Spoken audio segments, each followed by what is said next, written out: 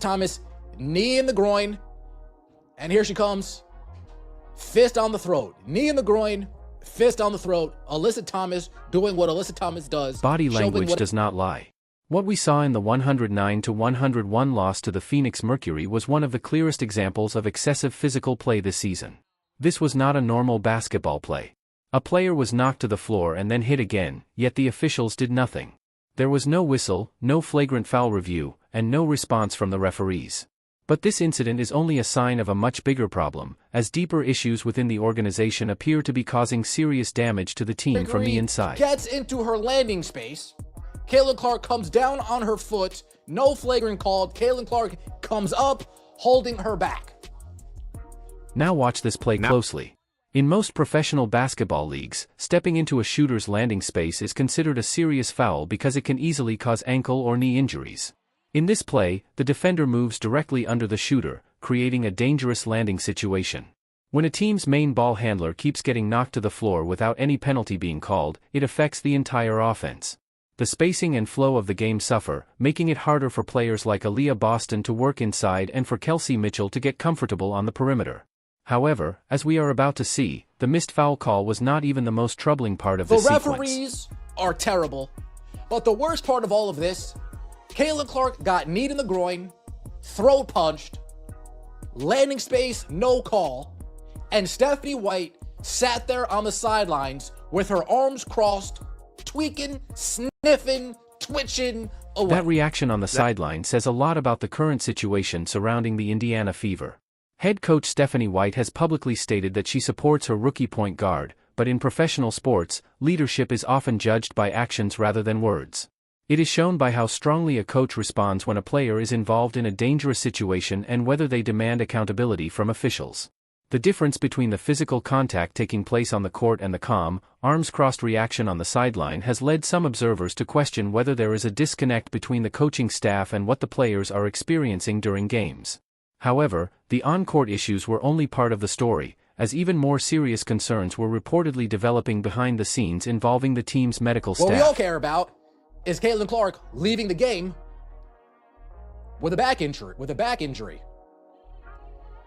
The same back injury that Stephanie told us wasn't an injury. The same back injury that they tried to hide until they got called out about it. This is where the discussion moves beyond poor officiating and raises questions about how the situation was handled internally. For weeks, fans and analysts pointed to visible signs that something might be wrong, including back braces, cautious movement during warm-ups, and reduced playing time in second halves. Despite those concerns, the team's public explanation often described the absences as routine load management. Some reports and speculation suggested that the seriousness of the lower back issue may not have been fully communicated publicly in order to avoid unnecessary concern and maintain business commitments. These claims remain unconfirmed, but they gained attention after the players' physical struggles became visible during a nationally televised game. As a result, questions about transparency and decision-making have become a major topic surrounding the franchise. And that brings us to what this could mean for the team's future moving forward. And you got John the Liquidator in the building reporting. Amber just got up and went to Caitlin Clark in the back. You have Kelly Krauskopf getting up, going to Caitlin Clark in the back. When management leaves its seats and rushes toward the tunnel during a game, it usually signals that the situation is more serious than a minor injury concern. To many observers, that moment reflected growing worries about how the team is handling some of its most important players.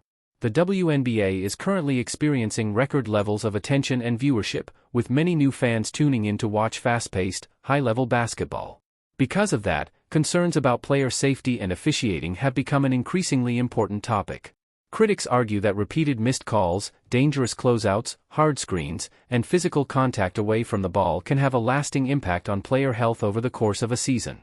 For the Indiana Fever, any disruption to their primary playmaker affects the entire offense, making it harder for teammates like Aaliyah Boston and Kelsey Mitchell to perform at their best.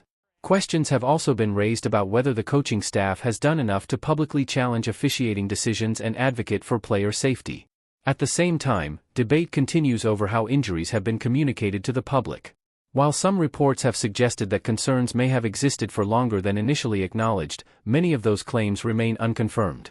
The gap between public messaging, media speculation, and fan expectations has created frustration and distrust around the organization. National media coverage has also come under criticism, with some fans believing that discussions about officiating and player safety have not received enough attention. Looking ahead, player safety, officiating standards, and transparency are likely to become major issues across the league, especially as future business and labor negotiations approach. For the Fever, the challenge is clear: build a winning team while protecting key players, maintaining trust with fans, and ensuring that long-term health is never sacrificed for short-term results. Whether changes come through coaching decisions, stronger communication, or league-wide officiating reforms, many believe the current situation requires meaningful action. The biggest question now is who should be held accountable and what steps should be taken to prevent similar concerns from continuing in the future.